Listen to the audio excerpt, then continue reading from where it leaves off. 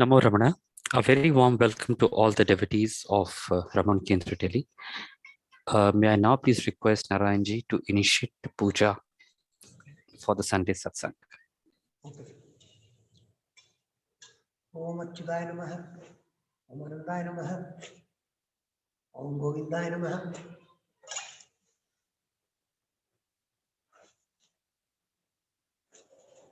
Shuklambaradharam Vishnum Shashivandam Chaturbhujam Prasannavadhanam Dhyaye Sarvavighnopashante Ayamurtha Samusato Yudbando Mando no Kranando Ayamurtha Samusato Tadeva Nagaram Sadinam Tadeva Taramanam Chandramanam Tadeva Vidyabalam Devamanam Tadeva Lakshmi Pate Devriyanam Smarami Om Bhuvat Om Swa Om Maha Om Jana Om Tava Om Satyam Om Tatsudharvanyam Bargo Devasya Dhimahi Dhiyo Yo Na Prachodayat Om Jyotirsamrutam Murvasara Amopata Samasta Durga Saitvarasi Parmeswar Prityakam Karsyamanasya Karmanah Durga Nirupasana Samado Vignesha Pujam Karsye Prithviya Viru Tulasi Sudaram Chandapurmo Devada Prithvi Diya Durga Loga Vivitam Vishnuna Durga Tvam Satare Mam Devi Vivitram Gurudasanam Agamartam Tu Devanam Kamanartam Tu Rakshasam Kandaram Karam Yadav Devadavane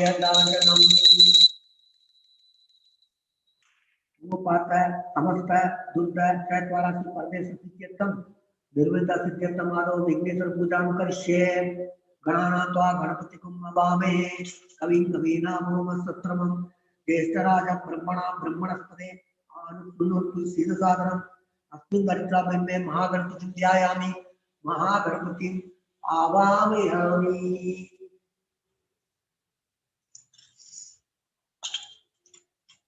Om Mahagणपतिये नमः आसनं समर्पयामि ओम महागणपतिये नमः अर्घ्यं समर्पयामि ओम महागणपतिये नमः पाद्यं समर्पयामि ओम महागणपतिये नमः आसमनीयं समर्पयामि ओम महागणपतिये नमः औपचारिक स्नानं समर्पयामि ओम महागणपतिये नमः स्नानानन्तरं आसमनीयं समर्पयामि ओम महागणपतिये नमः वस्त्रदातम् अक्षदां समर्पयामि ओम महागणपतिये नमः यज्ञोपवीतार्थम् अक्षतां समर्पयामि ओम महागणपतिये नमः गन्धा धारयामि समर्पयामि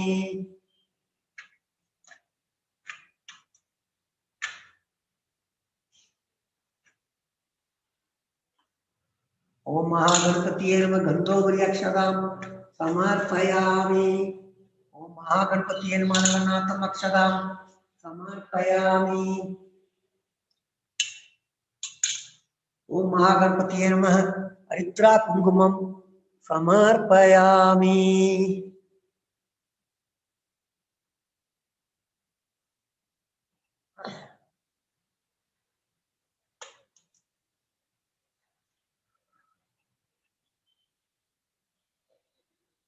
ओम महागणपतिये नमः पुष्पैः पूजयामि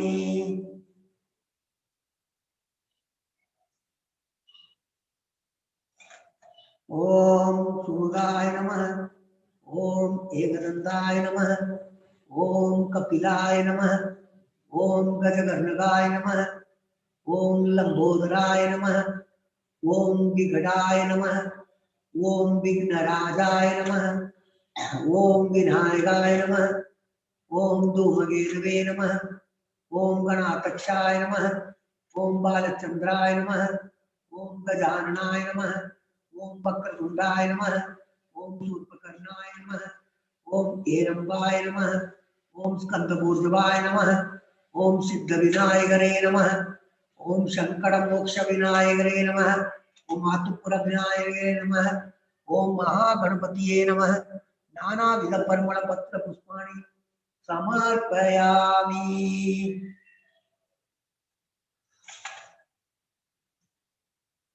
धूपार्थं समर्पयामि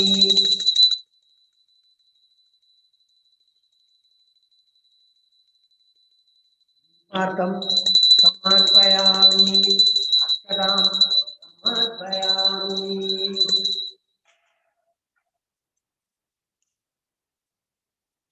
ओम भूर्भुवस्सुवः तत्सवितुर्वरेण्यं भर्गो देवस्य धीमहि धियो यो न प्रचोदयात्। देवी सविता कृष्ण सत्यम तर्जेन प्रसंजामि अमृतम स्वाहा। ओम प्राणे स्वाहा ओम अपाने ज्ञाने स्वाहा उदाने स्वाहा समाने स्वाहा ब्रह्मणे स्वाहा। महागणपतिये नमः महागणपतिये नमः महागणपतिये नमः। पुरगट्ट मैसूरपाके नित्युनित्यं समर्पयामि मध्ये मध्ये पानीयं समर्पयामि अमृतोपसान्तुत्रावसं समर्पयामि कर्पूरं समर्पयामि।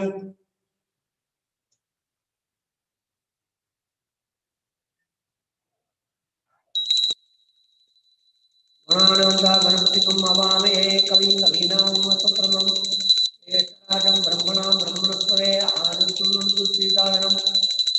गणपतिये नमः महागणपतिये नमः महागणपतिये नमः।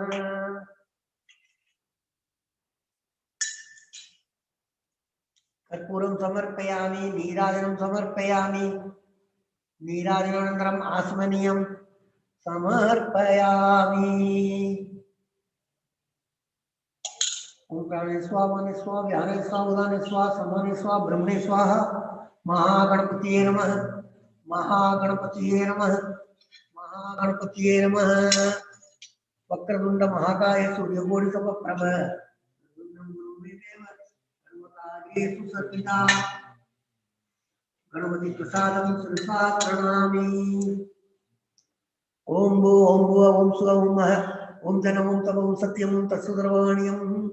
भर्गो देवस्य धीमहि धियो यो न प्रचोदयात्। ओम ज्योतिर्गममुर्मुस्वरम् अमोपात समस्त दुर्ग चक्रासि परमेश्वर प्रीत्यर्थं शुभे शोभने मुहूर्ते आद्य ब्रह्मण नित्य प्रार्थे श्रीवेदे वराह कल्पे वैवस्वत मन्वन्तरे अष्टाविंशतितमे कलियुगे नवमे वारे जम्बूद्वीपे भारतवर्षे भरतखण्डे नीरुं दक्षिणे पार्श्वे शताब्दे अस्मिन् वर्तमाने व्यावाहिके प्रवादिना तस्य संवत्सराणां मध्ये पिलवनाम संवत्सरे उत्तरायणे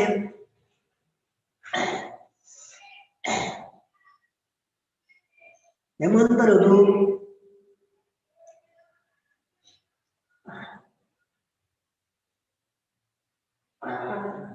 मकर मासे शुक्लपक्षे चतुर्दशी तृतीयां सुपतितौ भानुवासर युक्तायां आर्द्रा नक्षत्र युक्तायां शुभ नक्षत्र शुभ योग शुभ कर्ण एवं गुण विशेषिण विशिष्टायां अस्यां चतुर्दशी तृतीयां सुपतितौ मम जन्मापाप जन्मप्रति मध्ये संभाविदानं सर्वेषां भावानां सत्य अवलोकनम् अस्माहं तत्प्रमाणं क्षेम सद्धरीय वीर्य विजय आयुरारोग्य ऐश्वर्यनाम अभिवृद्ध्यर्थं समस्त मंगलाभ्यर्थं समस्त दुःखोपशान्त्यर्थं रमणमहर्षिः प्रसादेन ज्ञान वैराग्य सिद्ध्यर्थं रमणमहर्षिः पूजां करिष्ये तदंगं कलश पूजां करिष्ये। विघ्नेश्वरं यथास्थानं प्रतिष्ठापयामि शोभनार्थे क्षेमाय पुनरागमनाय च।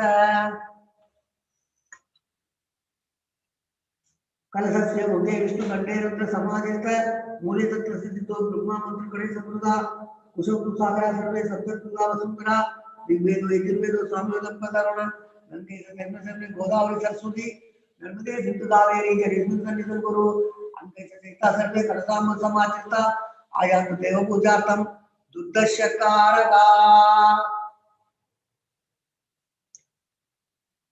त्वं पुरा सागरोत्पन्नो विष्णु विष्णु करे देवे से पूजते गुजरे स्वामी नमोस्तुते देवो देवालय प्रोक्तो जीव देव स्नानन अंजान निर्माल्यं सोयां गौरे मोजे ओम सकलमात्म शक्तियुक्ताय योग पीडात्मने नमः आधार शक्तिये नमः मूल प्रकृतिये नमः आदिवराय नमः आदिगुरुमाय नमः अनंताय नमः पृथ्व्यै नमः आदित्यादि नवग्रह देवताभ्यो नमः दश दिग्बालेभ्यो नमः गुरु ब्रह्मा गुरु विष्णु गुरुदेवो महेश्वरः गुरु साक्षात् परब्रह्म तस्मै श्री गुरवे नमः।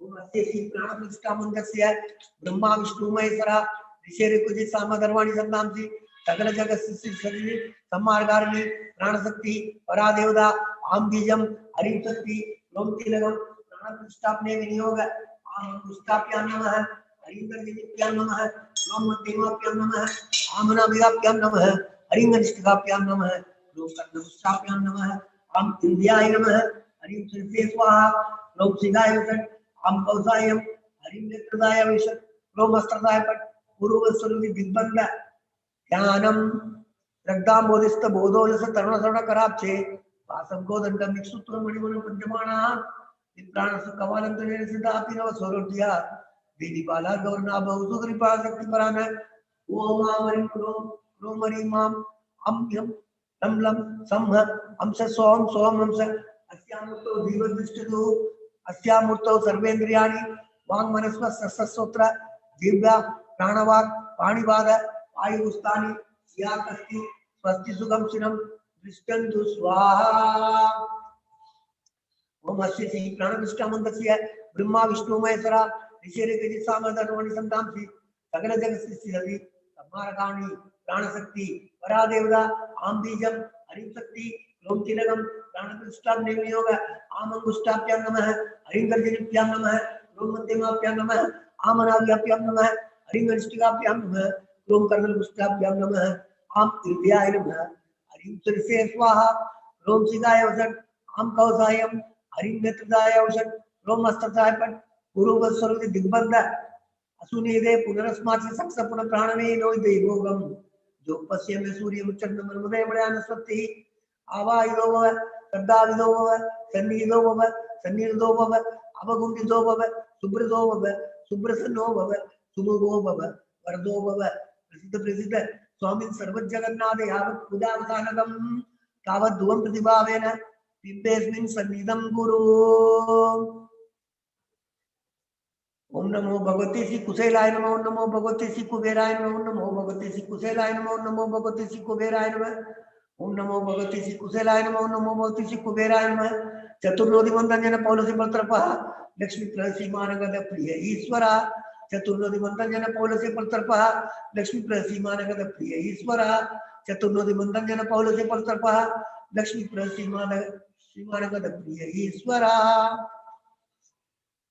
recite Ramana स्तोत्रम श्री गुरुभ्यो नमः गुरु ब्रह्मा गुरु विष्णु गुरुदेवो महेश्वरा गुरु साक्षात् परब्रह्म तस्मै से गुरवे नमः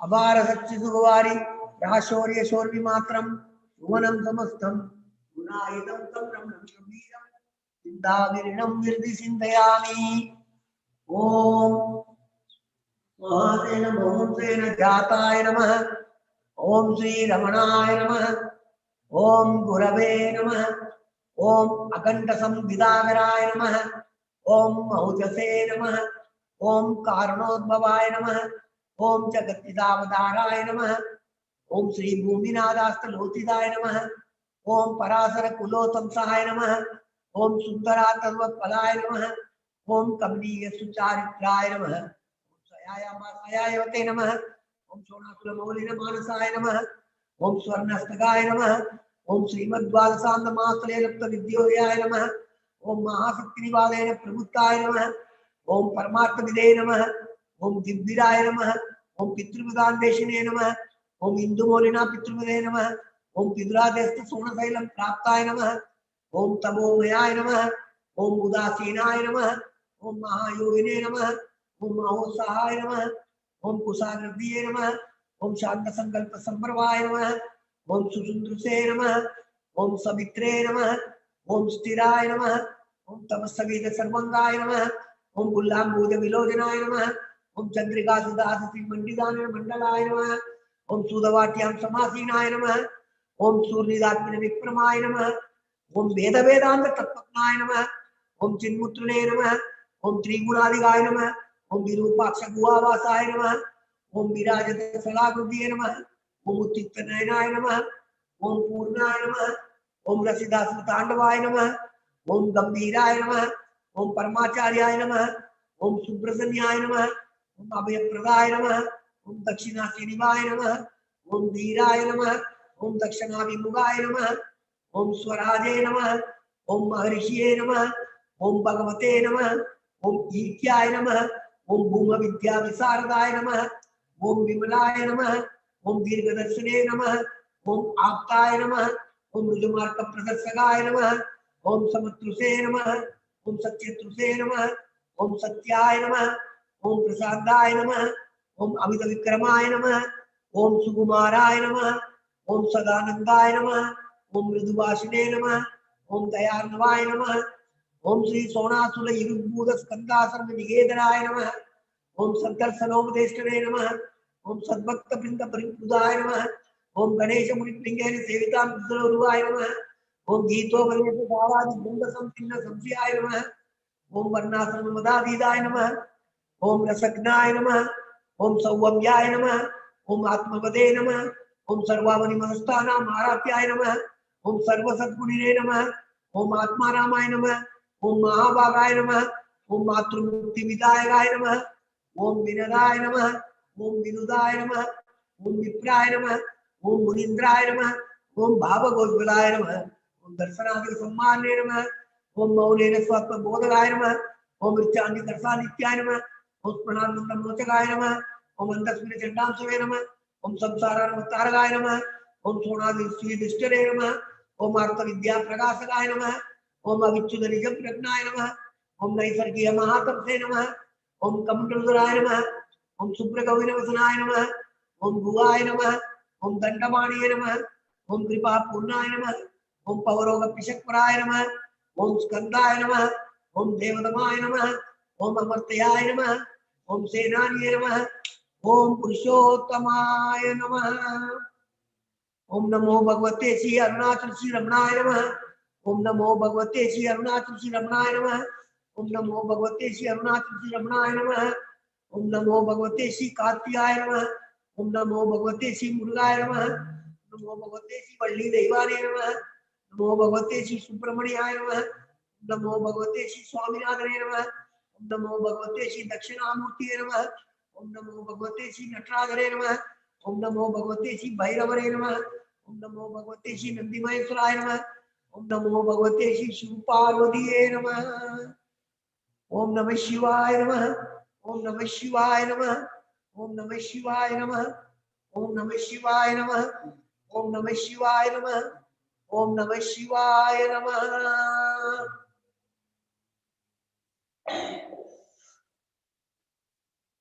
Now let us all recite Upadesa Saram. कर्तुराज्ञया नापदे बलम् कर्म विद्वरम् कर्म गज्जडम् प्रीतिमः ददौ वदन कारणम् फलमशाश्वतम् तद्निरोधकम् ईश्वरार्पितम् निश्चयात्मकम् सिद्धशोधकम् मुक्तिसाधकम् कायवाङ्मनः कार्यमुद्गमम् भूषणं च चिन्तनं क्रमा जगतैषधी दुग्धसेवनम् अष्टमूर्तिक देवभूषणम् उद्गमस्तवा दुच्चमन्दर सिद्धजं जभ ज्ञानमुत्तमम् आज्यतारया रोदसासनम् सरलचिन्तन विरगदबरम् वेदभावना सौमविद्यसौ भावनाभिधा भावनीमदा भावशून्यस भावतुस्तुति भावनाबला भक्तिरुद्धमा तिरुस्तरे मन स्वस्तदा क्रिया भक्ति योग भोक्ता च निश्चितम् वायुरोदना दीयते मन जालव शिव रोध साधनम् सिद्धवायव सिद्क्रियायुधा सागयोर्द्वयी शक्तिमूलका लय विनाशने उभयरोदने लय कदम भवधिनो मृदम्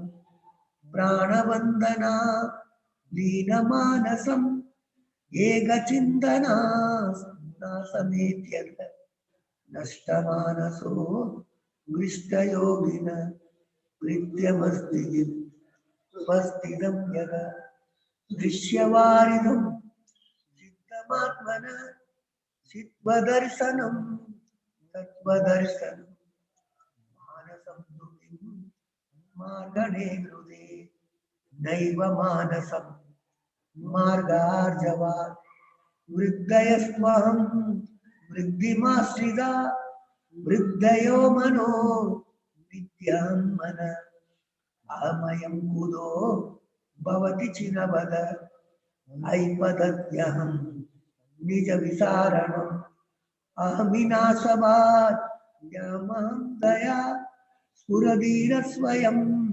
परमपूर्णस इदमहं वदा अभिज्ञमन्वहम् अहमिलीनके अव्यल्यसत्तया विक्रयेन्द्रिय प्राणदीदम नामसे कस दज्जडं सस तत्त्वभासिका चित्त्ववेदः श्रद्धया यजि सिद्धयायम् ईसजीवयो वेषदीपिता सत्स्वभावदो वस्तु केवलं वेषानद स्वात्मदर्शनम् ईसदर्शनम् स्वात्मरूपत आत्मसंस्थिति स्वात्मदर्शनम् आत्मनिर्द्वया आत्मनिष्ठा ज्ञानवर्जिता अज्ञानहीनचि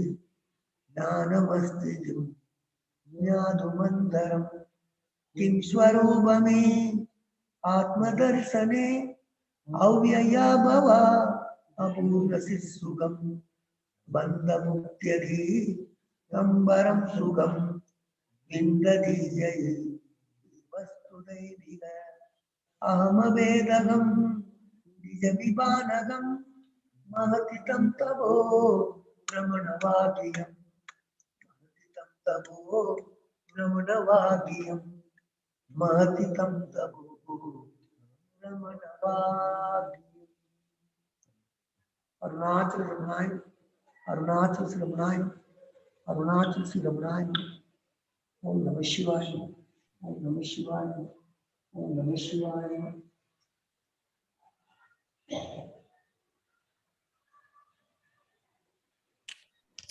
Narayanji, thank you so much.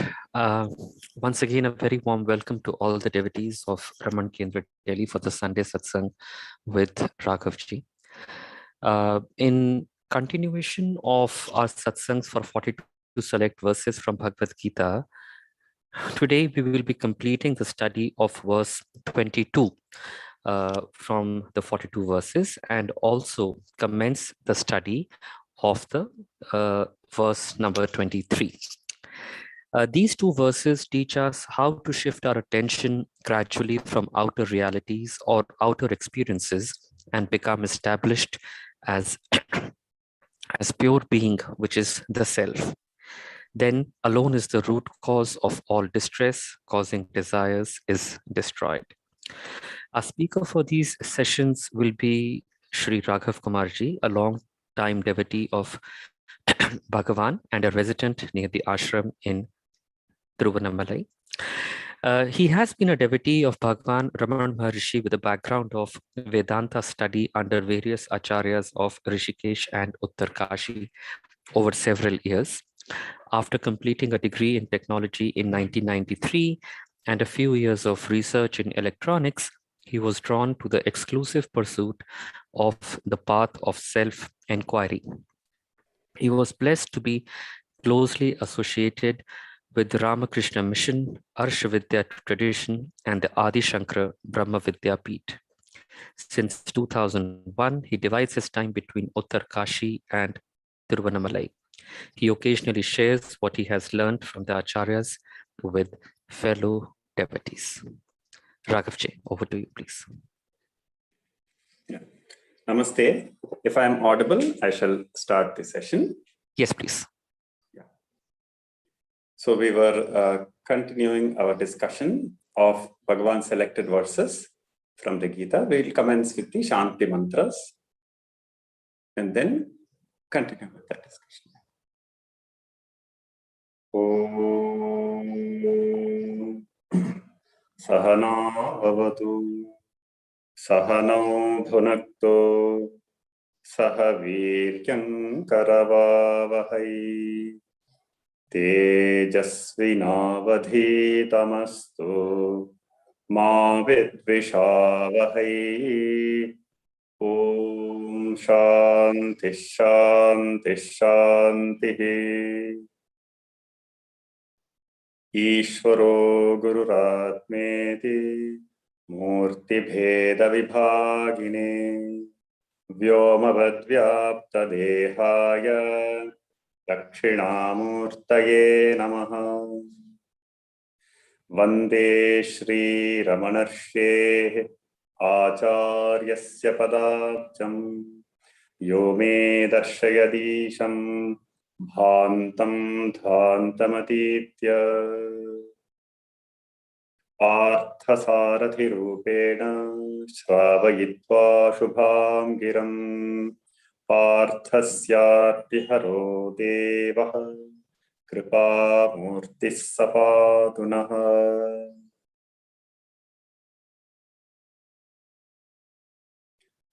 So in our previous session, we looked at the 21st verse, which is roughly the midway point in Bhagavan's selection of 42 verses from the Gita. And there, the verse highlights how the root cause of the human problem of suffering is ajnana. And then it points out how jnana or self-knowledge alone is the ultimate solution. Every other solution is more like a palliative. It gives some temporary relief, but it does not really address the root problem there. So that verse was jnanena tu tadajnanam yesham nashitamatmanaha tesham adityavad jnanam prakashayati tatparam.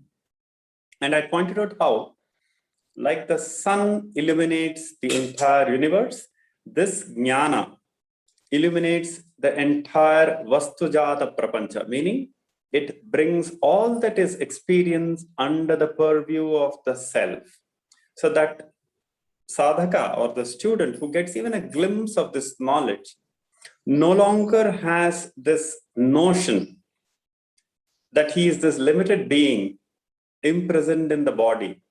So at least a glimpse of that comes when this jnana vritti happens. And then, of course, there is the second level of sadhana where pure abidance, just remaining as the self, is the sadhana until it becomes spontaneous or natural.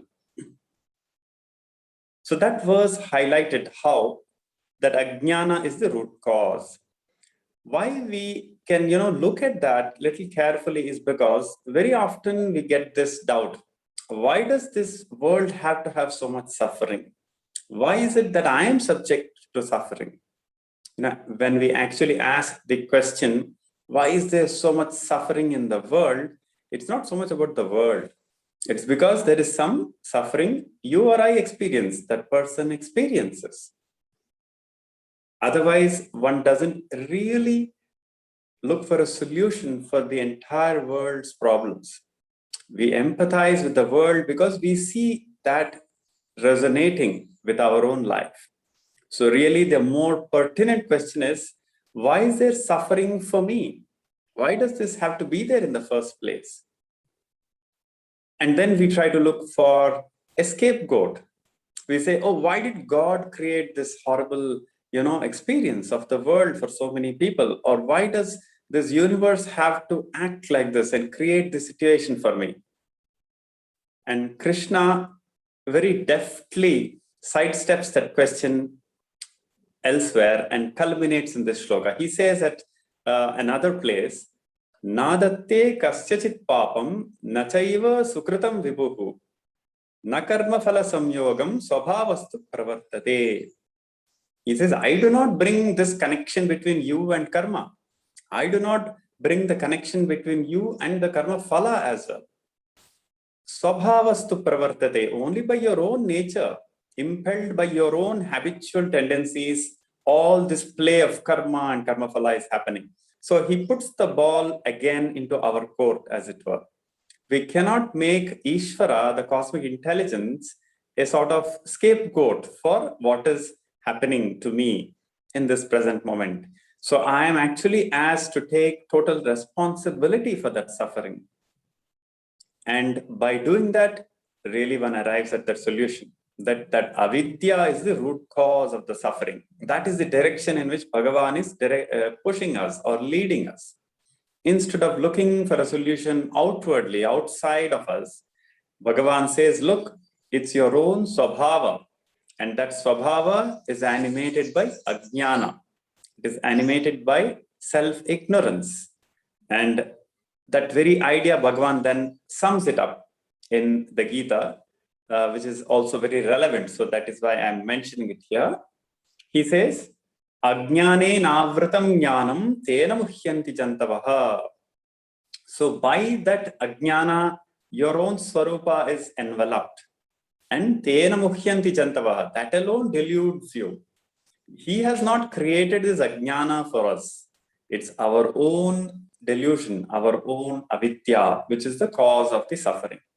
In a way, this is very empowering as well, because once the ball is in my court, I can certainly do something about it.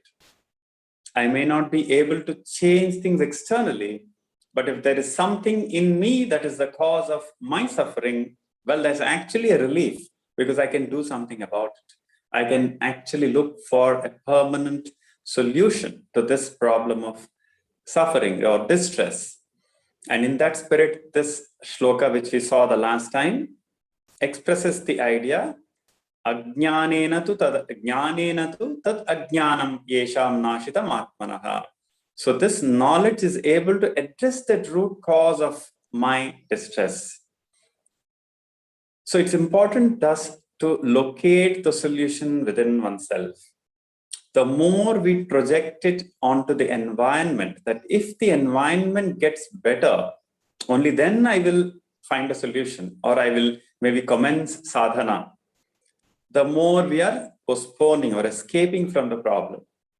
So both Sri Krishna Bhagavan and Bhagavan Sri Ramana always turn the focus back to ourselves. So like I said, it might seem that they are deftly pushing the problem onto us, but actually it's very empowering. It is empowering because no matter what you or my situation is, I still have a way out of addressing my current situation, my current distress. And then elaborating on this very idea, Bhagavan then says the next shloka, which we will look at today. These two shlokas, 22 and 23, encompass a single idea. They say that this self-ignorance that each of us is afflicted by first manifests or first expresses itself as kama. Kama means the desire to find completeness from an external source or an external alambanam, support. So kama is not any specific emotion such as a lust or anything like that. Here it refers to the very nature of desire, which is to find completeness and fulfillment. So we will look at these two shlokas, the text of them, and then we will see what the acharyas have taught us through these two shlokas. So this is the 22nd shloka in the selected verse. It's from the 3rd chapter of the Bhagavad Gita, which is titled Karma Yoga. The last two verses are a summary of the 3rd chapter in the Gita, and Bhagavan has selected those two for this Gita Sara work. The 22nd shloka we will first chant. Indriyani paran yahuhu indriyebhyah param manaha manasastu para buddhihi yo buddhe paratastu saha. Indriyani paran yahuhu indriyebhyah param manaha manasastu para buddhihi buddhihi yo buddhe paratastu saha. So the shloka gives a hierarchy, as it were, of realities which you and I experience every moment. So it orders our lived experience into a certain framework, so that after that we are able to go deeper. Because if everything is all over the place, then we don't have a penetrative approach. We are not able to get somewhere deeper.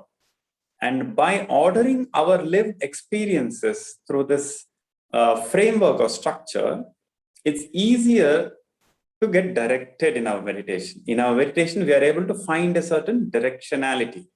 Otherwise, we just keep going all over the place, not very clear whether are we really going deeper or not. That doubt can be there. And understanding this framework, indriya, then mana, then buddhi, and then beyond buddhi, is what the I constitutes, why I as pure being, which pervades all the other realities as well. This kind of hierarchy is there, which we will slowly see in very great detail. So the first and the most superficial, so to speak, of these realities mentioned here is indriyas. Indriyas are the senses through which we experience the external world. So the body, the physical body, is taken for granted in this hierarchy. And the first starting point of this analysis are the experiences of the senses. When we say senses, it implies the experiences at the sensory level, such as sounds and sights and so on. So indriyani paranyahu. But these indriya-born experiences, the sensory experiences, also are very paraha. Paraha means parani. Parani implies they are also of a higher order compared to the gross world, compared to the body. So the body itself is situated at a point in space. But our indriyas can get information about distant objects, about distant sounds. It's a vastly larger expanse of experiences, whereas the body remains situated just at one place.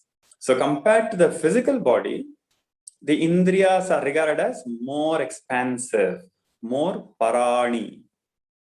So in this hierarchy of body, physical body, compared to which the indriyas are more superior in a sense, compared to the indriyas, then you have manas. Compared to the manas, the buddhi is even more superior in some sense. And even more deep and more expansive than the buddhi is the saha, the atma, pure being. So this hierarchy of one reality to another, the acharyas tell us, has these three aspects of increasing order of superiority or increasing order of subtlety. Those three aspects are told by them like this. One is more expansive, more vyapaka. So compared to the body, like I just mentioned, the senses are more vyapaka. Vyapaka means more expansive, more expanded. They can reach and grasp things beyond the mere physical and temporal location of the body. So that is one nature. What is more vyapaka is regarded as higher, deeper in the hierarchy. It's more closer to your being. Another aspect of what constitutes something more deep, more closer to what you are, is more subtle. More subtle implies it's less available for external, pointing out. If I have a tree in front of me, I can easily point it out. Okay, it's there in time and space. It's more gross. That is the word used here. The word gross is not a judgmental word. Instead, it just implies something more easily available for objectification. More subtle implies more difficult to clearly objectify, even though it's very real, it's very clearly experienced, but it is not something external that can be easily, grossly mentioned or told. So the indriyas are more subtle. Remember, the indriyas or sense organs are not regarded as part of the physical body. In the entire tradition of Vedanta, the indriyas are regarded as part of the subtle body, the sukshma sharira. So they are the power behind the physical senses, not just the physical retina or the tympanum, the eardrum, and so on. The indriyas, the word indriya in Sanskritam refers to the power of perception, the power of hearing, the power of sight. So that is why they are more subtle than just the physical body or even some object external. So this is the idea of subtlety. So this is the second aspect in this hierarchy. One is what? More expansive. As you go deeper into the hierarchy, you're getting in touch with or becoming aware of more expansive realities. We will see how or why the expansiveness, is mentioned here. So one is more expansive. The second is more subtle. They're not easy to point out, pinpoint. You can't put the indriyas under a microscope. It is a subtle power which inheres, which is present in the senses. Modern science is barely getting a glimpse of this because they're able to operate and work at the gross level, but they really don't know what is happening at the level of transduction. Means how do these external inputs like the light and the sounds create this anubhava, this experience of light and sound? They have no clue actually. So they just work at the superficial or the gross level. The indriyas are subtle and more expansive. And third, they are more antastha. Antastha means more inner to what defines you as a human being. So remember, the body defines you to some extent, no doubt, but the indriyas are even more definitional to you. They are more important in a sense to what defines you. If perhaps given a hard choice between, let's say, the body being subject to some discomfort and the indriyas being subjected to some discomfort or damage, I would choose to protect the indriyas, and I can put up with some discomfort and damage even perhaps to the body. So, when it comes to the crunch, I would protect the indriyas. They are more important for me than even some of the gross aspects of the physical body. That is why the indriyas are more inner to my being. They define me more closely. They are more antastha, more inner. So these three aspects are there in this hierarchy. More vyapaka, more expansive, more subtle. They are not gross, they are not material, less material we can say. They are part of the sukshma sharira. And third, more antastha, more inner to me. And then after the indriyas, the second reality which you experience every moment is mentioned, the manas. So our lived reality is at the level of manaha. Manaha is the thoughts which are still not reaching the level of conviction or conclusion. The English word manas or mind, the English word mind is a very loose word. We can use the word mind, but we have to understand that mind refers to every single thought here, whereas the word manas in this context and many other similar contexts doesn't refer to all the thoughts. It only refers to those thoughts which are at the initial level. They are still of the nature of oscillation or vacillation. So you keep getting some thoughts, they keep coming and going. We keep ruminating over various things. So we are not yet really concluded about them. These thoughts which keep coming and going, either voluntarily or involuntarily, are all superficial thoughts at the level of manas, okay? It's very helpful to think in terms of these two divisions within our mind. It places our thinking patterns more clearly to us. One is called manas, other is called buddhi. That is the third level of reality. What are the other two? First, indriyas, which are themselves quite subtle compared to the physical body. Second, you have manas, the superficial thoughts which are still vacillating. We use the word sankalpa vikalpa makam manaha. Sankalpa means to think whether it is true. Vikalpa, maybe it's not true. In this way, you keep cogitating, oscillating between various thought patterns. They are all at the level of manas. But more vyapaka, more subtle, more inner to the manas is buddhi. So this reality called buddhi is a really critical part of the understanding of what our lived experience is all about. Because most of us just have this inchoate or vague notion, okay, the mind is there, so many thoughts are there. That's fair enough. But it's very helpful to look at this division of all our thoughts into two broad categories. Then there is a subcategory also. But for now, just look at them as just two categories. All that you're thinking is constituted of is of these two categories of thought, manas and buddhi. Manas, superficial, a little more outer to your being, and dealing with some cogitation, rumination, just randomly thinking thoughts and trying to calculate, trying to do some kind of analysis, but not yet reached any conclusion. All the basic experiences of external objects, when they enter the thought level, they are still manas only.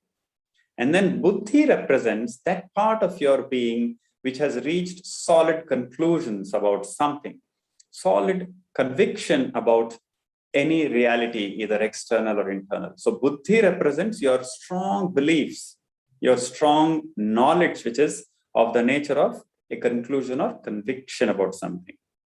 And therefore, buddhi is what you are, more important part of you. Earlier, if you remember, Bhagavan used the word Shraddha Mayo Ayam Purushaha.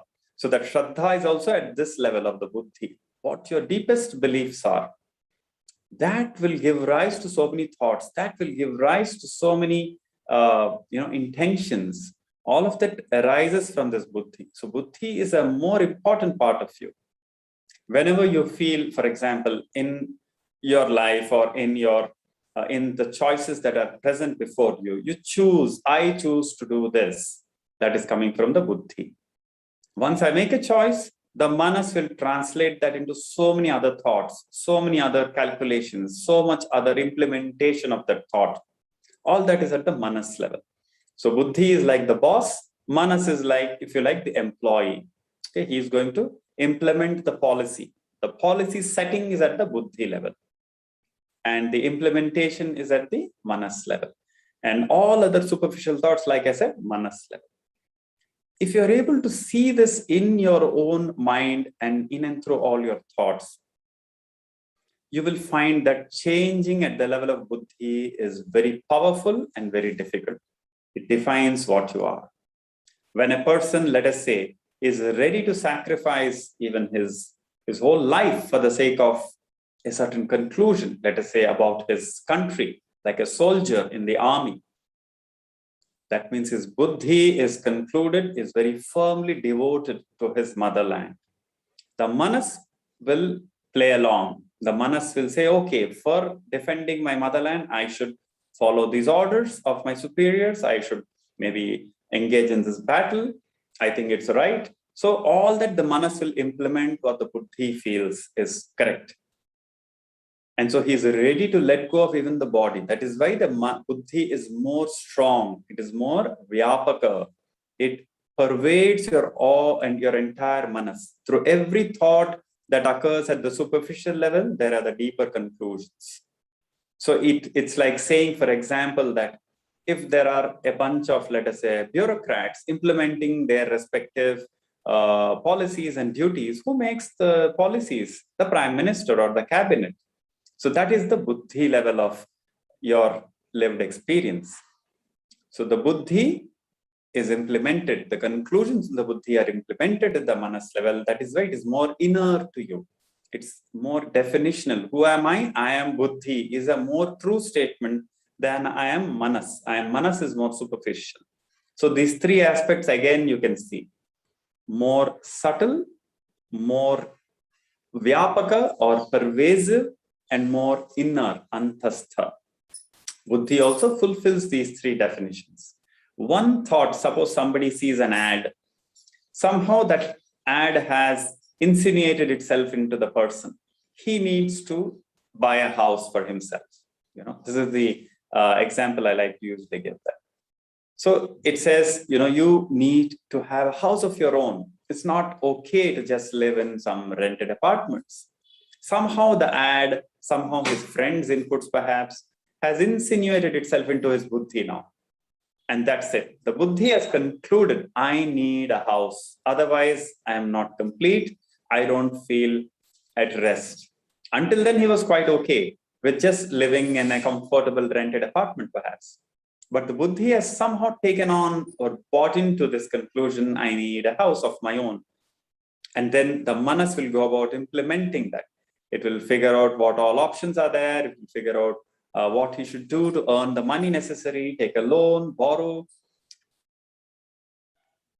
And then the entire process can take years of his life.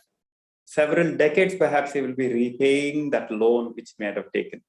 So the buddhi, once it reaches a conclusion, the price, so to speak, is quite large if the buddhi reaches a wrong or an expensive conclusion. And that very buddhi, if it is able to reach a very strong conclusion in favor of Atma Tattva, it says, I am secure as I am full and complete. The Guru has given this Upadesha, and I intend to stand by that conclusion which the Guru has given, even short of knowledge, even before knowledge. If that buddhi is firm in that conviction, there's an enormous positive consequence. The manas and the indriyas cannot shake that person who has this conviction from the buddhi that I am full or I am complete. That is why the buddhi is more important. That's where your deepest conclusions and notions are. I had mentioned in one of the earlier talks where, when these missionaries, for example, try to convert people, they are trying to manipulate the buddhi. Even when a kind of, let's say, a false type of a guru figure tries to build a cult, for example, he is also manipulating the disciples' buddhi. Any deep conclusion at the buddhi level, you got the man. If you are able to change the person's buddhi, you got that person. All leaders have the talent of, insinuating themselves into their disciples' buddhis. So it's very powerful change at the buddhi level. And all Vedanta, all Advaita, all Atma Vichara is working at that very level. It challenges our deepest conclusions about this world, that this world is real. I am the small being. I need to look out for myself and find happiness external to myself. So that's where this shloka is bringing in this hierarchy, that there's this deep-rooted conclusion in me. I am small and I need to find fullness from the external world. That is known as kama. That is where this whole hierarchy is bringing us. That kama, that feeling of wanting to find fullness from an external source is kama. That strong energy, that strong power of thinking, if you like, all of that is called kama. In one word, we can say desire. But what is this desire?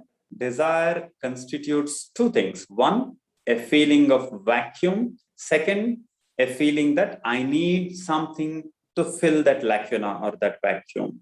So the desire comes in this twofold kind of a package where there is implicitly a certain feeling of lack. I am not purnaha. I am not full. I feel empty or small. And then if I get this object, if I get this entity external to myself, I will become full. I will become happy. That is the essential nature of kama. That is why in this entire Advaita Marga, in this Advaita path, kama is regarded as the first and most powerful manifestation of ignorance. Ignorance is like darkness. I don't know, and I'm enveloped by this veil, veiling what I am. It's not just I don't know, there's a veil enveloping what I am. That is avidya. But then at that level, it is still neutral. Supposing I am ignorant of, let's say, some language, like the Russian language, I have given this example before. So if I am ignorant of some language, that's neutral. By itself, it won't cause any sorrow. It won't itself say, I must learn Russian right now and as soon as I can, no matter what. It's the highest priority. It doesn't create that kind of an urge automatically. So avidya, the word itself, is more to embody that veiling. I am veiled. My being is covered. I am not able to understand and appreciate that I am fullness. That is just neutral. But then the first manifestation of that avidya is kama. There it's a very powerful energy. that avidya's Shakti manifests as this very powerful drive to find that fullness, to find that completeness. And so Krishna repeatedly says that karma is something you need to challenge and address. Is it really true that I am not of the nature of fullness? Okay, the mind is what it is. But do I reach a conclusion just because the mind has certain thoughts, even certain desires? I don't buy into them. I don't buy into the very, thought processes of the mind. I have that sliver of freedom to say, I take a step back. I take a step back from this karma and look at it. I have that freedom. So that is the big relief for each of us, that it's not as if we are 100% helpless. When the karmas are very strong, no doubt, we will be pulled outwards. But we can keep sight of this truth that I have the power to observe, to be a witness to that karma, to turn back and understand that karma is after all a force which is not inherent in me. It comes and goes, and which means it is not fundamental to my being.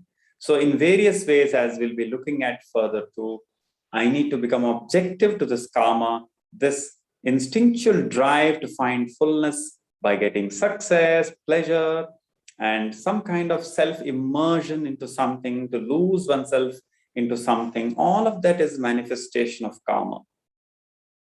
And so why these three realities now are mentioned? Indriya, Manas, and Buddhi. So this karma, this drive for fullness from an external source, is located, as it were, in these three ashrayas. So karma finds its manifestation in the Indriya level and the Manas level and the Buddhi level. That is what our acharyas are telling us here. So we need to deal with these three manifestations of karma, and then the Atma Jnana becomes so much stronger, so much clearer. So to complete the shloka there, after Buddhi, as I said, Manas is more Vyapaka and more Antastha, more inner and more subtle. It's very difficult to become objective about the Buddhi. I don't even know that I am always under the grip of this Buddhi, that I am making implicit assumptions. All of that is Buddhi. So, Buddhehe paratastu saha, beyond even what is called the Buddhi, parataha, even more deep than the Buddhi is saha. That is I, he. That word saha means he. He represents here the Atma. That is pure being, pure consciousness. So that which is there, whether you're waking or you're dreaming or you're sleeping, it is not subject to this karma. That is inherently Shuddha, free from any kind of trace of karma. The only way Krishna and Bhagavan's reiteration here tells us we can be free from this karma is that we have to take our stand in the Atma Tattvam. So one cannot find a solution at the level of the Manas or the Buddhi. One has to take a stand from a higher perspective. If I am told that I'm always at the level of the mind or the Buddhi, there's no solution. It's like I'm inside a net, and then I have to keep struggling within those parameters of that net. Then I cannot be free from that. So there is no solution to a problem at the level of the problem itself. I have to become a bigger person, if you like. I have to rise above the problem, as they informally say. I have to take my stand in a higher reality. Then the problem becomes more controllable, first more observable, and then more controllable. In engineering, they use the word observability is the first step to controllability. If at all we use these words, we can look at it this way, that first I am able to observe karma. I'm observing the implicit power of this thing called karma. I do that by taking my stand, shifting my attention to pure being. I have that capacity. Even when we do japa, leave aside self-inquiry, which goes very deep. Even at the level of japa, when we do mantra repetition, what are we doing? We are able to take a step back from the mind and its vagaries, take a step back from the hold of its habitual karma, So we need not underestimate even japa. As a matter of fact, a very powerful way of doing the japa is mantra repetition with short pauses. As you do your mantra repetition, pay attention to the pause between the mantra repetitions as well, and recognize a relative quietness and fullness. You don't verbalize, but just recognize, notice there is a certain quietness, a certain stability there in the gap between the mantra repetitions. So why I'm mentioning all these, that at a practical level, taking a step back from the hold of karma implies you actually engage either in Atma Vichara or even a sadhana like mantra repetition, where you're able to break the habitual thought patterns of the mind. It's a very powerful practice. So we need not underestimate these traditional practices like even mantra repetition. If you're able to develop depth in Atma Vichara, nothing like it. That's wonderful. You're able to just be objective. The karma as a thought comes, turn the mind back. For whom or what is the karma? Just shift your attention back to the thinker and ignore the thoughts, ignore the karma without building stories around it. That's very powerful. So you, by the spirit of inquiry, you shift your attention back to the source of all these karmas, which is pure being. In this way, if you're able to do Atma Vichara, excellent. That is Nididhyasana. And on the other hand, if the thoughts are becoming very unruly, they are taking you away from yourself into the external world, then mantra repetition absolutely is a very powerful and a much easier, in a sense, method sometimes to implement, where you're again not allowing the mind to dwell on the karmas, dwell on its own miseries. Remember, karma, as we will look at maybe if not today, maybe in the next class as well, that karma has all these different manifestations. So many of the other emotions we are subject to, such as, let's say, sadness, for example. Now, out of the blue, a certain emotion of sadness comes. That is also karma. And one avatar of karma is sadness. One avatar of karma is krodha, anger. So Krishna explains elsewhere that this karma has so many different numerous forms. And it's very difficult to pin it down onto some particular thing. Which is why the total solution, the permanent solution to karma is to take your stand, shift your attention to the Atma, to the self. And so, like I said, even japa, even mantra repetition gives you that space between the karma and the mind. And so for at least the duration of the japa, you are no longer under the hold of the karma. You're coming back to yourself as that basic, simple, conscious being, relating to the total, relating to Ishvara. So it's again a very powerful practice to get that space between you and the karma. And if a person even practices for, let's say, half an hour or something, the momentum of karma is broken. The momentum of this habitual thinking pattern, neurotically, taking up all our energy, that thought pattern is broken by this practice of both mantra repetition. And if you're comfortable and able to relate, then Atma Vichara, that's of course the very direct method. Both these methods are giving you that space with respect to karma. So, yo buddhehe paratastu saha, that consciousness, pure being, is even beyond, even inner compared to the buddhi. What happens in deep sleep, there is no buddhi there, but you are. What happens in dream, there is a different kind of buddhi, a different kind of identity. So even more subtle, even more vyapaka than the buddhi is the pure being, the pure I.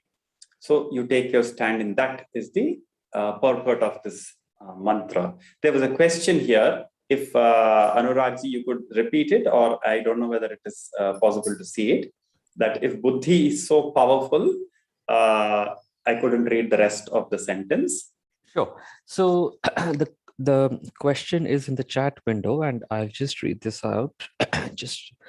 So the question is, if buddhi is so powerful, then can we understand that buddhi of even twins, to take an example, are not same under similar circumstances? Hence, can we conclude that buddhi is predominantly loaded with one's vasanas acquired in the present and previous birth? So based on the karma of an individual, buddhi is different from one person to another. So can we conclude Buddhi is predestined? Hari Om. Question is from Mr. TV Murali. Yeah. So I will just reiterate the question. The question is, Buddhi is preloaded at the time of birth.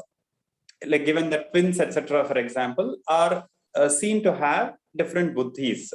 And can we say that, therefore, the way the buddhi sort of influences us is also predestined? So this is the basic idea there. The simple answer is not quite. The buddhi is not fully pre-programmed.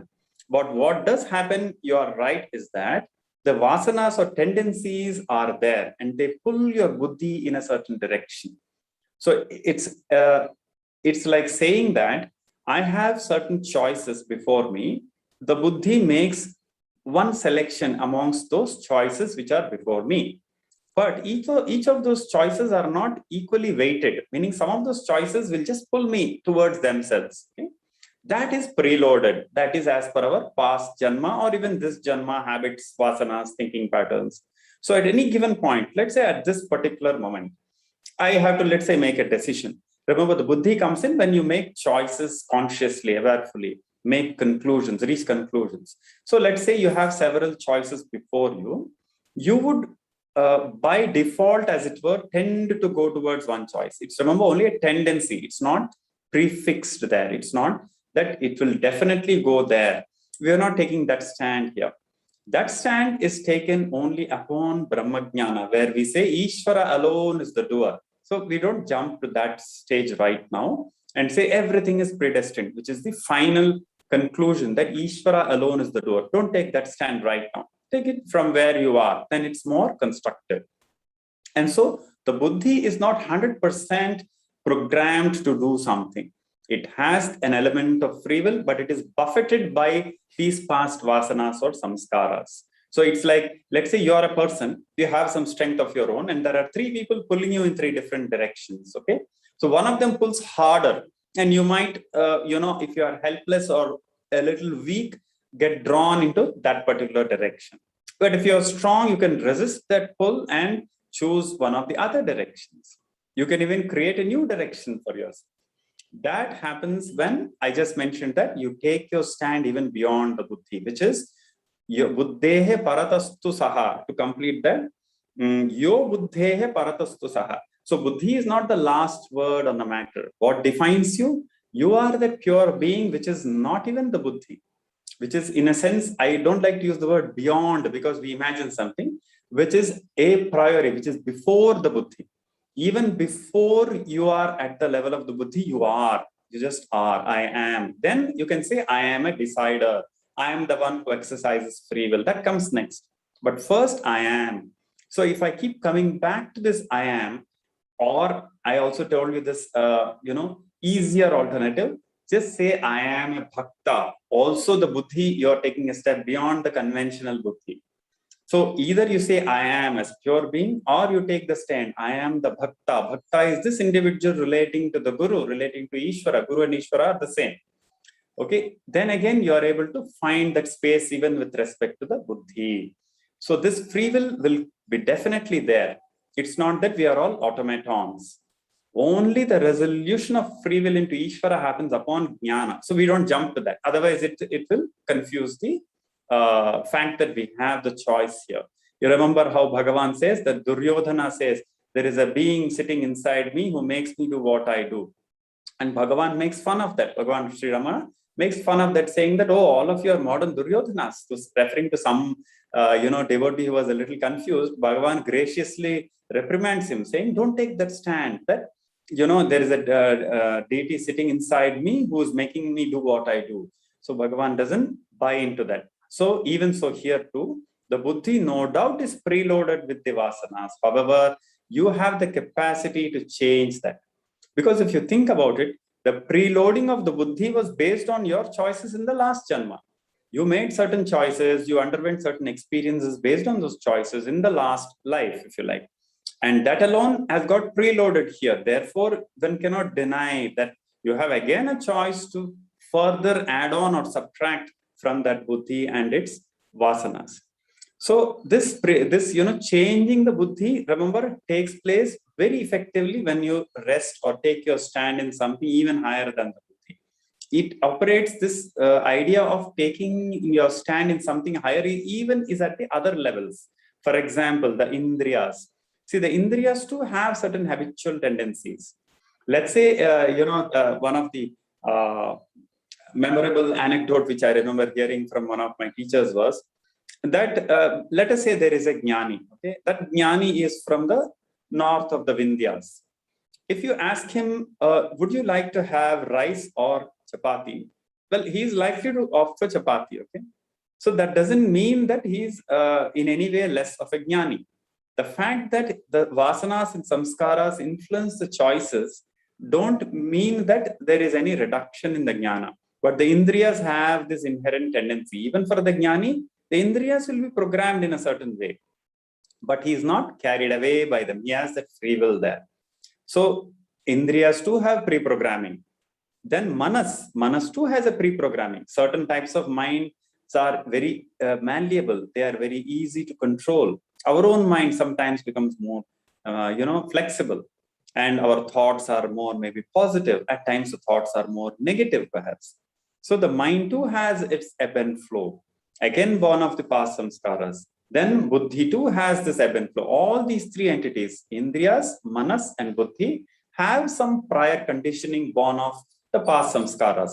But each one you can change by taking your stand in something successively higher. That is the purport, or that is the essence here. And buddhi, like I said, you can change the buddhi only with great difficulty because it's very subtle. It's like, suppose I am having my spectacles on. I am hardly aware of it when I'm actually using the spectacles. So only if I am very careful to note that, okay, I am having some spectacles, perhaps there's a tinting of the spectacles, then I can remove it or I can become aware of it. So buddhi is something very deep. It is clouding, or if not clouding, it is something through which you are experiencing the world. So it takes a lot of subtlety to change the buddhi, but it can definitely be changed. So there's this famous saying some of you may have heard, buddhi karmanusarini. So that buddhi also operates according to the law of karma. That refers only to some extremely prabala prarabdha. Okay, prabala prarabdha is that certain types of prarabdha will make you choose certain things. That refers only to some selected situations there, where the person unwittingly chooses a wrong, let us say, choice of investment, perhaps, as often happens, or he takes a wrong call on who is a good person in front of him. Let's say he takes a call to trust a certain person, and later that person turns out to be a charlatan or not a good person, not a trustworthy person. So you can say buddhi karmanusarini, that he selected or he chose to trust a certain person because of the past karma, etc. But this doesn't really hold if a person has access to this upadesha of the guru. This takes you even beyond the conventional buddhi. Okay, no doubt we can say that is also part of the buddhi, but it is the last step which helps you transcend the buddhi. So by taking your stand in the guru upadesha, in the shastra, or in pure being, you're transcending the buddhi itself. So that, I hope that answers the question, that you're buffeted by these samskaras, but you do have free will. Emphatically, you have free will. That is the summary of this particular verse here. And so maybe one other connected thing I will say here is that whatever we say as some deep-rooted emotions, such as, say, sadness, or certain amount of words used of late, such as depression and so on. So these are all like deep inside the buddhi, but they come out in meditation. So they too can be handled, they too can be faced cognitively, meaning they too can be allowed to surface and then we can face them. That is the big relief of this entire path of Advaita and of meditation and the Guru's Anugraha, the Guru's Upadesha. So that same karma gets transformed into Krodha. And Krodha is what? Krodha is karma when it is obstructed. Karma which is frustrated becomes Krodha. So we will look at this, transformation of karma into all its other avatars, creating some of these other emotions which we deal with in our sadhana, maybe in the next session. But for now, just look at the fact how a person has a liking for somebody, and yet that same liking, like I said, there's a boy, he has a love for a girl, and then after that, that same boy, if the girl spurns him, he hates that very girl. He will go and try to harm her.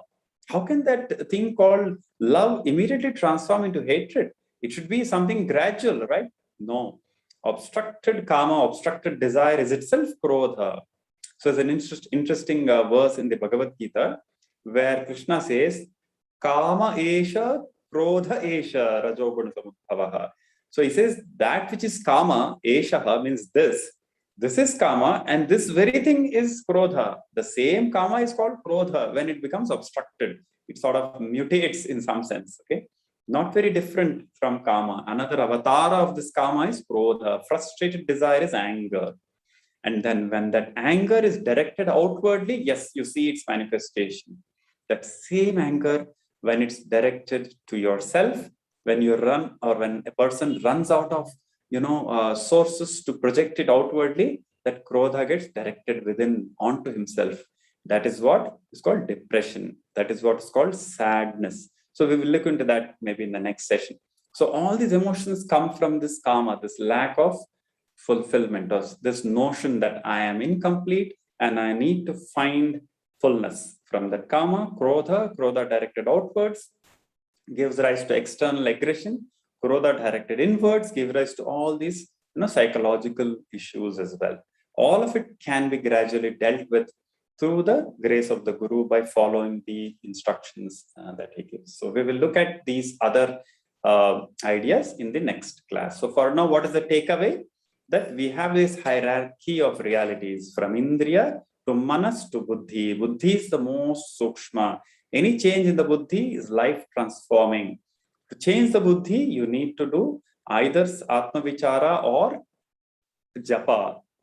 There are other practices, but these two are the main ones. Atma Vichara and Japa change the Buddhi. Even the counsel of the Guru, the words of the Guru can transform the Buddhi, because you are seeing yourself the way the Guru sees you. Even that is transformative. All these three, Atma Vichara, Japa, and Upadesha of the Guru, can change the Buddhi. Okay, three effective methods. They are all cognitive. This modern English word perhaps encapsulated. They are all cognitive processes, not just tricks or methods or techniques. Cognitive means you're changing something very deep within your outlook. Your perception is totally changed about what you're already experiencing. So this verse, the 22nd verse in Bhagavan's selection, gives you this hierarchy and how we can change ourselves at the deepest level. So we'll continue this discussion in the next class, seeing the next shloka as well. Any other questions you can ask me. Otherwise, we will chant the Shanti Mantra.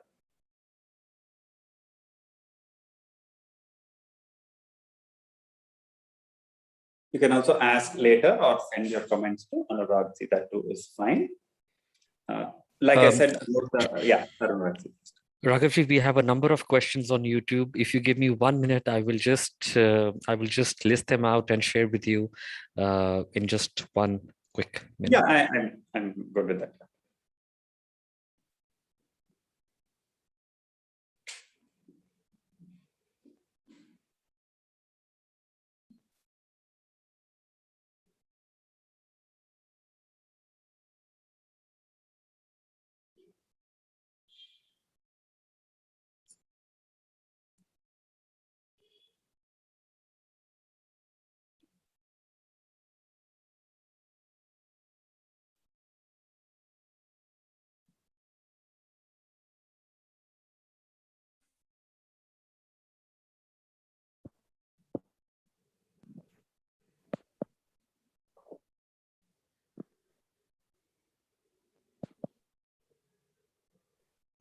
We have this question from Anita Kachruji. I'll read the question. Thought of one's guru or God's darshan gives some fear. What could be the reason? Sometimes there is feeling of progression, but immediately there is feeling of regression. Okay, so I'll tell you a small anecdote from the life of Sri Ramakrishna. So he had a disciple called Swami Yogananda. Okay, he was then a young man, about 20 or so, 20 years old. So he says that whenever he used to walk down from Calcutta and reach the Dakshineshwar temple where Sri Ramakrishna lived, as he would be opening the gate or the wicket gate, I suppose, of the temple, he would be filled with fear. That he's approaching the Guru's presence, he would be filled with fear. And over a period of time, he understood that that is the ahankara inside, because it's going to be challenged, that the Guru is not going to spare him. He's a very compassionate Guru. And so his deepest ahankara, whatever he is, right now interested in, is going to be deeply challenged by the Guru's mere presence. And so that ahankara is feeling fear. It's scared that it will be exposed. It is scared that it will have to face the reality of itself. So the fear is very natural. First thing to understand is it does happen because that's a sign of some honesty which is animating your sadhana, that you're actually looking deep within. You're not escaping. You're not trying to distract yourself. If you're watching television, you won't feel fear because you're just escaping and immersing yourself into something else.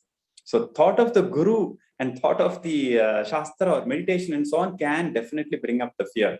So it's, first of all, understandable. It is a very normal, in that sense, response. And all I'd say is stay put with your practice and become aware that you can welcome that emotion. You don't have to resist it.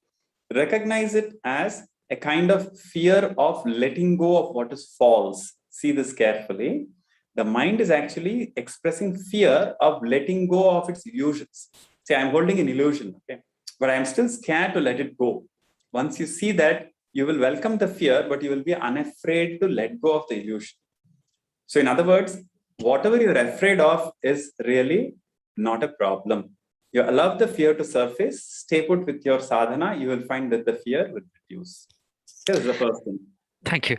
Yeah, this is another question I shall quickly read out from Monica Rawatji. The question is, what is the truth if someone feels both the states, sleep and wake state, as a dream or misery? Can you just repeat that? Yeah, sorry. What is the truth if someone feels both the states, sleep and wake state, as a dream or misery? Okay, so what is the truth? The point here is this. I'll repeat the question. The question is, somebody feels both the sleeping and waking state are both felt as a kind of dreamlike state of misery. And so what is the truth about it? So right now, I would say that you look for this. You do not want a misery. Forget about whether the waking state is being experienced in dream-like way, or your feeling about the waking state is like it is similar to dream, which is fine. But the more important thing is you seek freedom from misery. Let that be your starting point, and then you make choices. What do I need to do to be free from misery? And then you will know the path, or you will know what is next to be done. So don't worry about any concept such as the waking state too is like a dream. Recognize that the desire to be free from misery is very instinctive. It's natural. It's not something you can cultivate. It's not a cultivable desire. It's very essential part of your being. So once you seek freedom from misery in a total way, you will know what you need to do. What is the sadhana, or what is the path, what choices you need to make, and that will get you out. So it doesn't matter whether the waking is experienced as a dream or otherwise. So go with the basic existential need to be free from misery, and you will know what choices you need to make in your life. That's the second one. There was Right. There is another question which I have just put in the chat window from Anita Kachruji on YouTube. The question reads, is karma not interconnected with karma? How to separate them? Yeah, so that's a good question. So I didn't come to that yet, but for now, I'll give a brief answer. Maybe next time we'll look into the details. See, the hierarchy, so to speak, of how the whole samsara, or how our whole life cycle progresses, is that first there is avidya. Okay, that is like a veiling. I am unable to access what I am. Then there is kama. I seek completeness because there is a push outwards to seek completeness, kama. After karma, what is the next step? You translate the karma into action, karma. So avidya, kama, karma. So very profound analysis. Sri Shankara Bhagavad Pada's favorite word, or one of his often used phrase, avidya, kama, karma, vasana. This is the summary of this entire samsara. Avidya, kama, karma, vasana. So avidya is the root cause. From that you have kama, first manifestation. Second is karma, as you mentioned, which is all the actions that you do, okay, to implement your kama, so to fulfill the desires. And that karma gives vasana, means it now becomes a self-perpetuating cycle.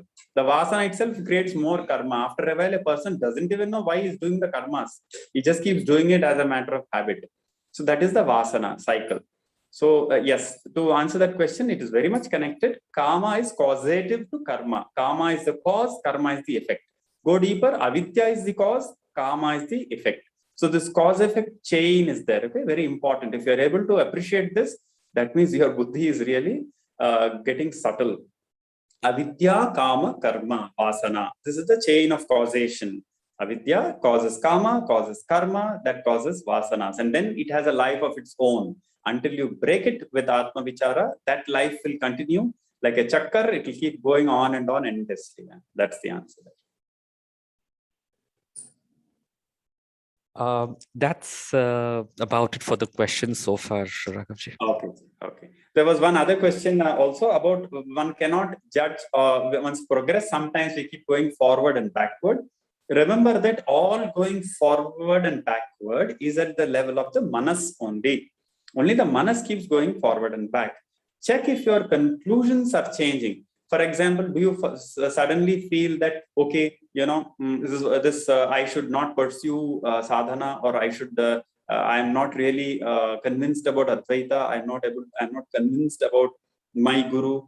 That doesn't so easily change. Okay, I'm assuming that. Let's say. So there's a person whose conviction in his guru, his devotion to his guru stays there. Maybe he's not expressing it regularly and consistently in his sadhana. Doesn't matter. But the buddhi is not changing, right? So take your stand in the buddhi. Buddhim sharanam, which there's a saying, take your stand in the buddhi. Okay, maybe the manas, my mind has some ups and downs, some ebbs and flows. But at the deeper level, I'm unchanged. My conviction in the authenticity of my guru, the authenticity of his teaching is still there. It's not changing. You take your stand in that, you will find that this progress and regress, etc., is a little superficial. You need not take them as very real. They come and go, and in the long term, you will find that only what changes in the buddhi really matters. See, even for a jnani, there is some ebb and flow, but it's just that he doesn't really bother. He's not really going to identify with that. So that's why the progress and regress, remember, is at the manas level. Go deeper and take your stand on the buddhi. That is the answer for that. Okay, so I think with this, we will conclude today's session if there are no other questions. Okay. Yes, please. We don't have any more questions. Yeah, sure. Om Purnamada Purnamidam Purnat Purnamudachyate Purnasya Purnamadaya Purnameva Vashishyate. Om Shanti Shanti Shanti. Harihi Om Shri Gurubhyo Namaha. Harihi Om. Thank you. Anuragji. Raghavji, once again, a very, very heartfelt gratitude and thank you for having this session with all the devotees. It is always a very enlightening session to go through these 42 verses from Bhagwan. I will now request Narayanji at the Delhi Kendra Shrine to initiate Akshar Manamalai, followed by Arati. Okay, sir.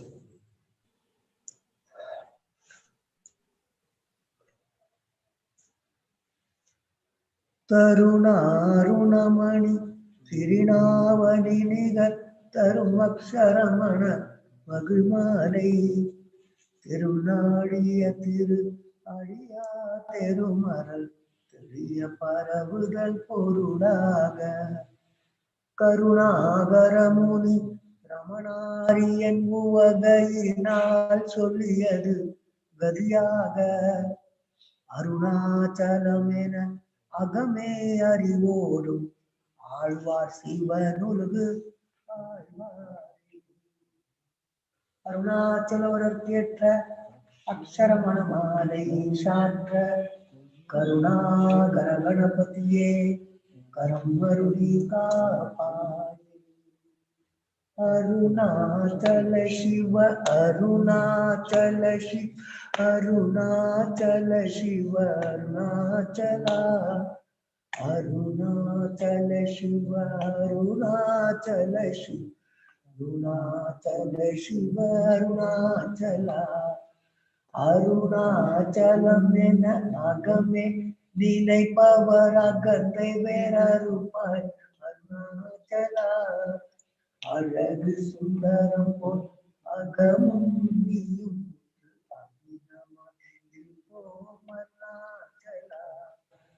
Arunachal சிவ அருணாச்சல சிவ அருணாச்சல சிவ அருணாச்சலா அருணாச்சல சிவ அருணாச்சல சிவ அருணாச்சல சிவ அருணாச்சலா அகம்புகுந்தீர்த்தும் அககுகை சிறையாய் அமர்வித்ததென் கொல். அருணாச்சலா ஆருக்காயனை ஆண்டனை அகற்றிடு அகிலம் பழித்திடும். அருணாச்சலா அருணாச்சல சிவ அருணாச்சல சிவ அருணாச்சல சிவ அருணாச்சலா அருணாச்சல சிவ அருணாச்சல சிவ அருணாச்சல சிவ அருணாச்சலா இப்பழித்தம் உனையே நினைப்பித்தாய் இனி யார் விடுவார். அருணாச்சலா மண்ணை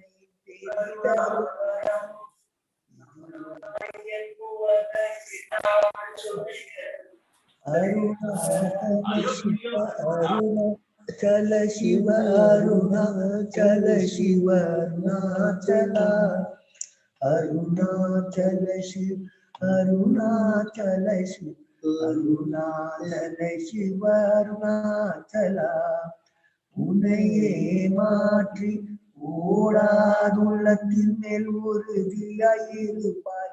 அருணாச்சலா ஊர் சுற்று ஊலம் விடாதுன்னை கண்டு அடங்கி அழகை காட்டருணாச்சலா அருணாச்சல சிவ அருணாச்சல சிவ அருணாச்சல சிவ அருணாச்சலா அருணாச்சல சிவ அருணாச்சல சிவ அருணாச்சல சிவ அருணாச்சலா என்னை அழித்து போல் என்னை கலவாவிடில் இதுவோ ஆண்மை.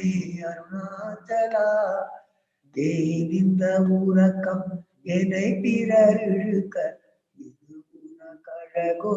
அருணாச்சலா அருணாச்சல சிவ அருணாச்சல சிவ அருணாச்சல சிவ அருணாச்சலா அருணாச்சல சிவ அருணாச்சல சிவ அருணாச்சல சிவ அருணாச்சலா ஐம்புல கழுவன் அகத்தினில் புகும்போல் அகத்தில் நீ இல்லையோ.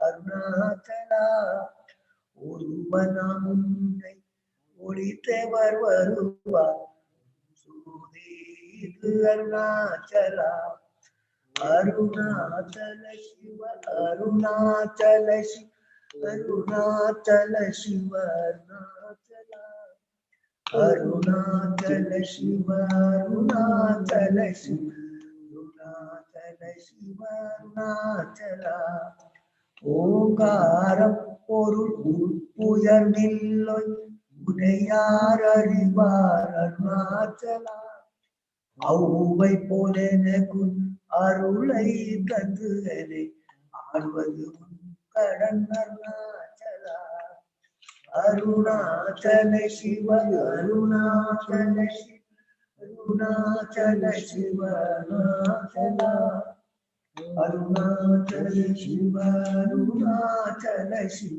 अरुणाचल शिव अरुणाचल अरुणाचल शिव अरुणाचल अरुणाचल शिव अरुणाचल அருணாச்சலம் வாழி அன்பர்களும் வாழி அக்ஷர மணமாலை வாழி வாழ்க சுயம் பிரகாசம் வாழ்க வாழ்கவே சூழ்க சுத்தாத்ம சக்தி சூழ்க சூழ்கவே வாழ்க சுயம் பிரகாசம் வாழ்க வாழ்கவே சூழ்க சுத்தாத்ம சக்தி சூழ்க சூழ்கவே ஏழுலங்க ஜீவன் முக்தி இன்ப பொங்கவே ஏழுலங்க ஜீவன் முக்தி இன்ப பொங்கவே இதயமாகும் இறைவனாதி எல்லாம் பொங்கவே இதயமாகும் இறைவனாதி எல்லாம் பொங்கவே பாழ்மனம் அகந்தை வாழ்வு பாழ்பு தொழிகவே பாழ்மனம் அகந்தை வாழ்வு பாழ்பு தொழிகவே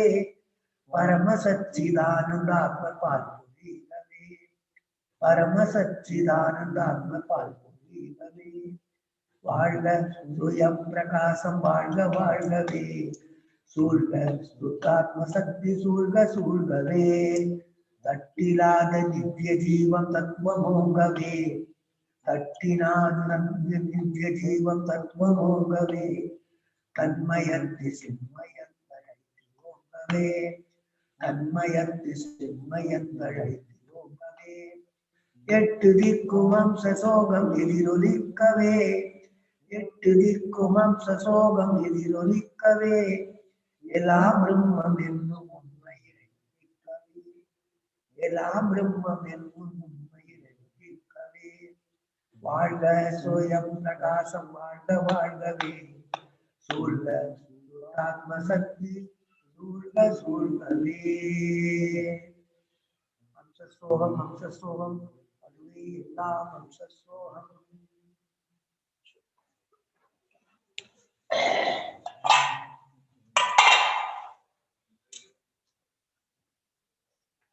ஓம் பூர்புவஸ்வः தத்சவிதுர்வரெண்யம் भर्गो देवस्य धीमहि धियो यो न प्रचोदयात् देवी जगदीश्वर सत्यं दौर्जेन प्रसन्नामि अमृत स्वं स्वाहा ओम प्राणे स्वाहा ओम अपाने स्वाहा ओम ज्ञाने स्वाहा उदारे स्वाहा ओम समाने स्वाहा ब्रह्मणे स्वाहा ओम नमो भगवते श्री अरुणाचल नमः नमो भगवते श्री अरुणाचल नमः नमो भगवते श्री अरुणाचल नमः शिव पार्वती नमः शिव पार्वती नमः शिव पार्वती नमः प्रकट गोसीरम निवेद्यं समर्पयामि मध्ये मध्ये वाल्यं समर्पयामि अमृतोक्तं सूत्रापोषं समर्पयामि नीराजनं समर्पयामि नीराजनानन्तरम् आसमनीयं समर्पयामि ओम हरि ओम हरि ओम पूर्णेर समायुक्तं नागवल्ली तलयुक्तं कर्पूर सूत्रसंयुक्तं कर्पूर नीराजनं श्री रमण महर्षिके समर्पयामि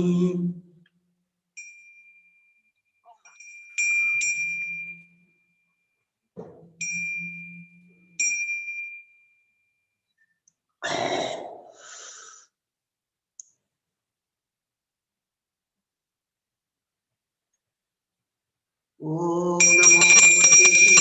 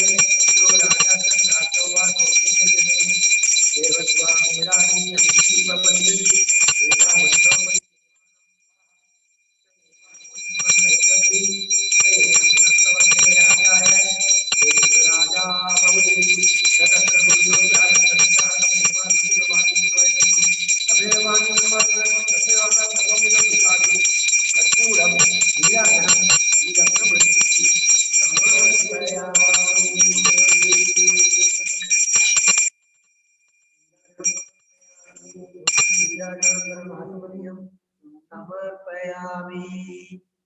हरि ओम हरि ओम हरि ओम।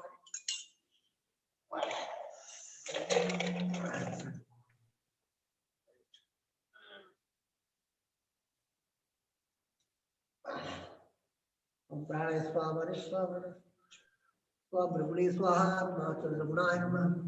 अरुणाचल रमणाय नमः।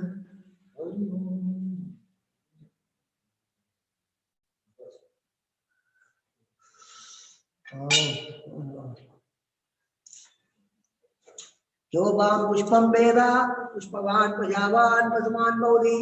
चंद्रमा वाम पुष्पम पुष्पम पुष्पवान प्रजावान पशुमान बहुधी।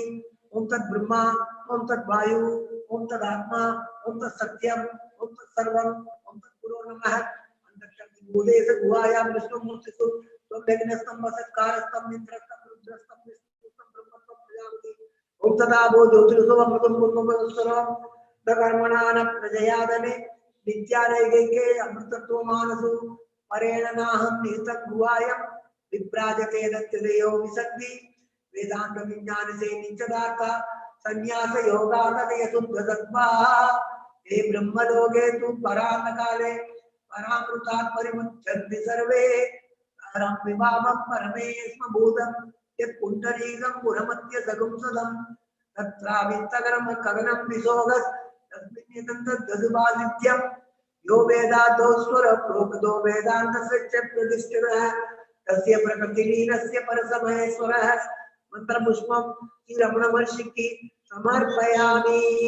मंत्रपुष्पं श्री कार्तिकाय दुर्गावल्ली दैवानी की समर्पयामि। मंत्रपुष्पं श्री सुब्रह्मण्यं समर्पयामि। मंत्रपुष्पं श्री स्वामीनाथन की समर्पयामि। मंत्रपुष्पं श्री दक्षिणामूर्ति की समर्पयामि। मंत्रपुष्पं श्री नटराज की समर्पयामि। मंत्रपुष्पं श्री भैरव की समर्पयामि। मंत्रपुष्पं श्री नंदी महेश्वर की समर्पयामि। मंत्रपुष्पं श्री पार्वती की समर्पयामि।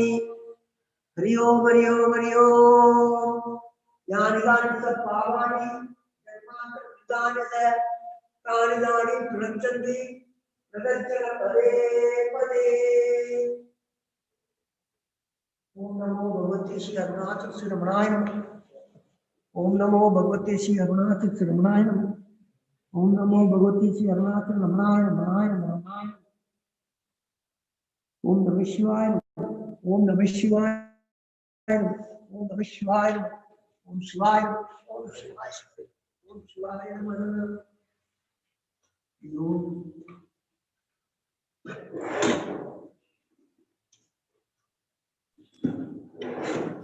Namo Ramana. This brings us to the conclusion of the first Satsang with Raghav ji of 2022. We shall reconvene next Sunday with Raghav ji to continue the 42 select verses of Bhagavad Gita. Namo Ramana.